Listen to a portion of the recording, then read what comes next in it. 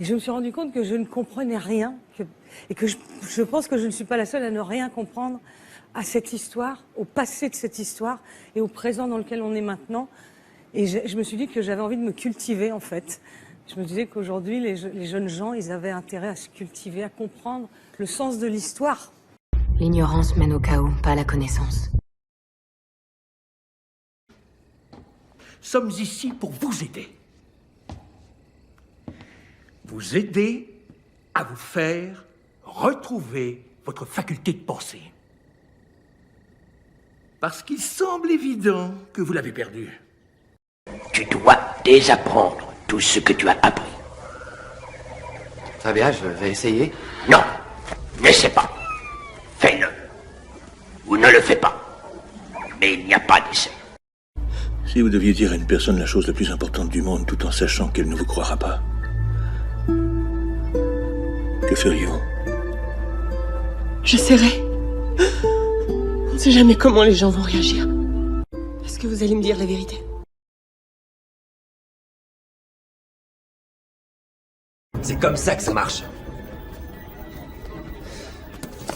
Quand un peuple est assis sur quelque chose qu'on convoite, on en fait un ennemi. Et ça justifie le pillage.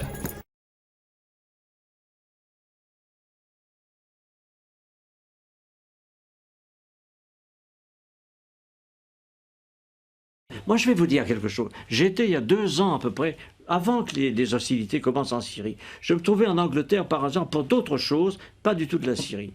J'ai rencontré des responsables anglais.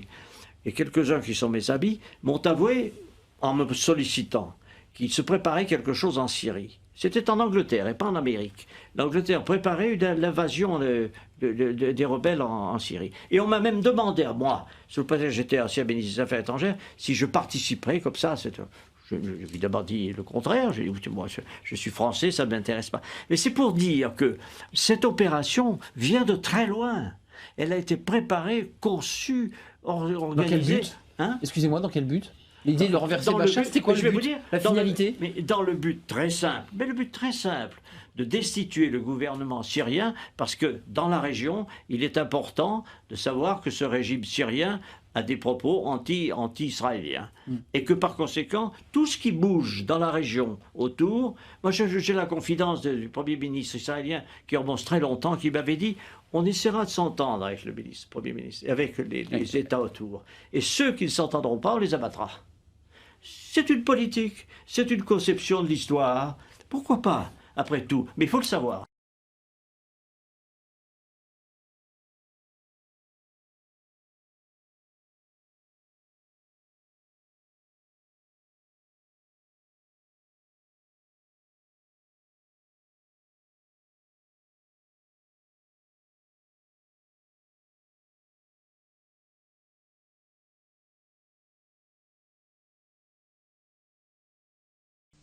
I went through the Pentagon 10 days after 9/11.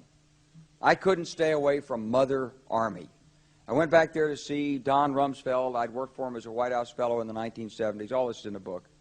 And I said, am I doing okay on CNN? He said, yeah, fine. He said, I'm thinking about it. He says, I read your book. And he said, this is a book that talks about the Kosovo campaign. And he said, I just want to tell you, he said, nobody's going to tell us where or when we can bomb. Nobody. He said, I'm thinking of calling this a floating coalition. What do you think about that? I said, well, sir, thanks for reading my book. And, he said, thanks, that's all the time I've got. Really.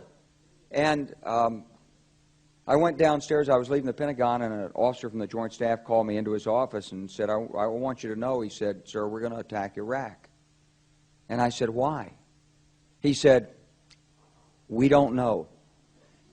He said, I said, well, did they tie Saddam to 9/11? He said, no. And then I came back to the Pentagon about 6 weeks later. I saw the same officer. I said, why haven't we attacked Iraq? We still going to attack Iraq? He said, oh, sir. He says, it's worse than that. He said, he pulled up a piece of paper off his desk. He said, I just got this memo from the Secretary of Defense's office that says we're going to attack and destroy the governments in 7 countries in 5 years. We're going to start with Iraq, and then we're going to move to Syria, Lebanon, Libya, Somalia, Sudan, and Iran. I said, 7 countries in 5 years. I said, is that a classified memo? He said, yes, sir. I said, well, don't show it to me. He was about to show it to me. He said, because I want to talk about it. And I sat on this information for a long time, for about 6 or 8 months. I was so stunned by this, I couldn't begin to talk about it. And I couldn't believe it would really be true, but that's actually what happened. These people took control of the policy in the United States.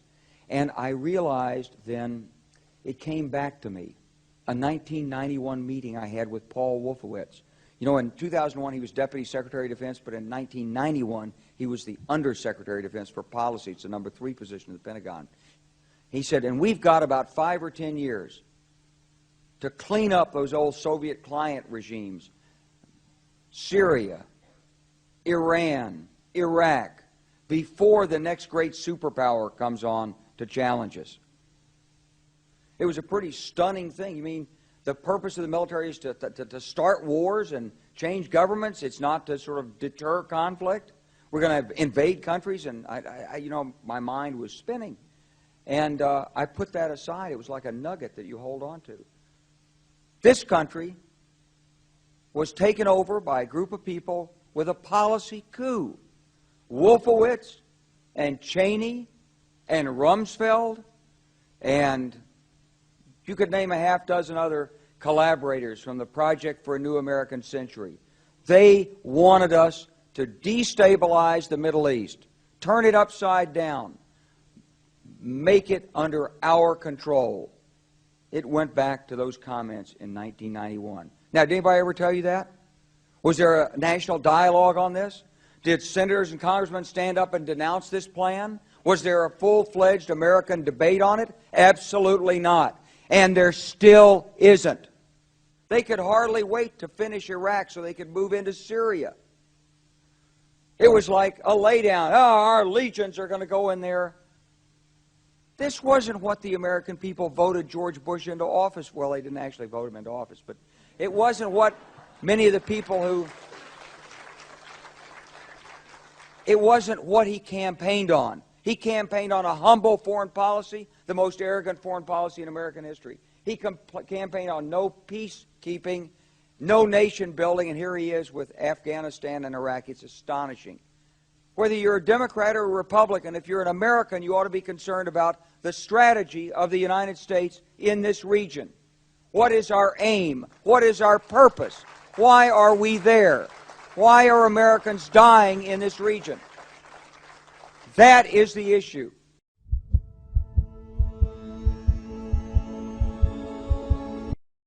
On est tout de même en 2002. L'Amérique était la première puissance au point de vue armement et possibilités économiques, même si l'économie va à la traîne en ce moment. En tout cas, la première puissance mondiale, son rôle était de refaire la carte du Moyen-Orient pour en finir avec le désordre au nom du nouvel ordre mondial, et que dans ce cas, il fallait liquider des dictatures comme celle de Saddam Hussein, celle de Syrie, et en passant, empêcher le Liban de mettre des entraves, je parle des banquiers libanais, et en même temps simplifier les histoires pétrolières, parce que à partir du moment où on contrôle, où ils contrôleront l'Irak, le pétrole d'Irak,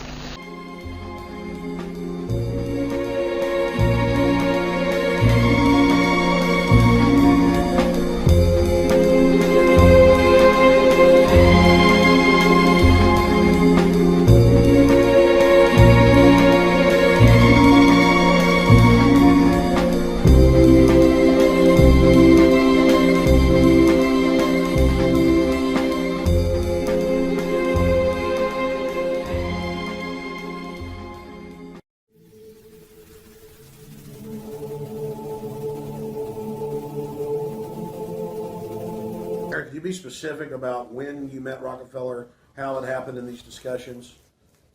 I met Rockefeller through a female attorney I knew who called me up one day and said, one of the Rockefellers would like to meet you. I had made a video called Mad as Hell, and he'd seen the video and wanted to meet me and knew I was running for governor of Nevada. So sure, I'd love to meet him. And I met him and I liked him, and He was a very, very smart man. And we used to talk and share ideas and thoughts. And he's the one who told me 11 months before 9/11 ever happened that there was going to be an event. Never told him what the event was going to be. But there was going to be an event. And out of that event, we were going to invade Afghanistan to run pipelines from the Caspian Sea. We were going to invade Iraq, to take over the oil fields, establish a base in the Middle East, and make it all part of the New World Order. And we'd go after Chavez in Venezuela. And sure enough, later, 9/11 happened. Now, specifically, this was a little over 6 years ago? This was 11 months before 9/11. Yeah. And Nick Rockefeller, who's a lawyer, he's become your friend over the previous years, and he's saying to you that there's going to be this big event, and then out of that we're going to have a war on terror, and it's just going to go on and on. Right. An endless war on terror without any real enemy. That you can never define a winner. And did he say that it's going to be perfect because you can't define an enemy and it just goes on? Yeah, because you can't define a winner. There's no one to beat, so it goes on and on forever. And they can do whatever they want. They scare the hell out of the American public. Look, this whole war on terror is a fraud. It's a farce. It's very difficult to say it out loud because people are intimidated against saying it. Because if you say it, they want to make you into a nutcase. But the truth has to come out. That's why I'm doing this interview. The fact of the matter happens to be that the whole war on terror is a fraud. It's a farce. Yeah, there's a war going on in Iraq because we invaded Iraq. And people over there fighting, But the war on terror, it's a joke, And until we discover what really happened on 9/11 and who was responsible for 9/11, because that's where the war on terror emanates from. That's where it comes from. It was 9/11 that allowed this war on terror to begin. And until we get to the bottom root of 9/11, the truth of 9/11, we'll never know about the war on terror. And so by creating 9/11, an event to terrify the American people that were being attacked by terrorists, you create a world where there's an enemy that can never be pinpointed. You can never win the battle. It's a 100-year war. It's a never-ending war on terrorism, right? So you're always fighting this war. And through the war on terrorism, which is the 9/11, which is the first lie, then you create the war on terrorism, which is the next lie. Then you create the war in Iraq for weapons of mass destruction, which is the next lie. And it's one lie to the next lie to the next lie. Now it's going to be Iran, the next lie, sending more troops and a surge into La peur est le chemin du côté obscur. La peur mène à la colère mène à la haine mène à la souffrance.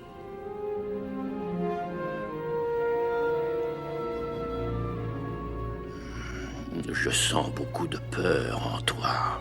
Prends garde à la colère, la peur, l'agression. Elles forment le côté obscur. Une fois que tu t'engages sur le chemin du côté obscur, à jamais il dominera ton destin. Nous affronterons encore bien des épreuves. Mais si nous devons nous y préparer, il nous faut d'abord renoncer à nos moindres peurs. Je me présente devant vous ce soir, et en vérité, je n'ai pas peur. Pourquoi? Parce que moi, j'ai fait le choix de croire? Non! Je me présente devant vous sans peur, parce que je n'oublie pas.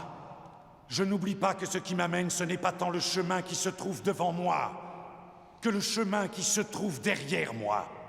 Je n'oublie pas non plus que depuis un siècle, nous faisons la guerre à ces machines. Je n'oublie pas non plus que depuis un siècle, elles nous envoient leurs armées pour nous détruire. Et après un siècle entier de guerre, je n'oublie pas ce qui importe le plus. Nous sommes toujours là!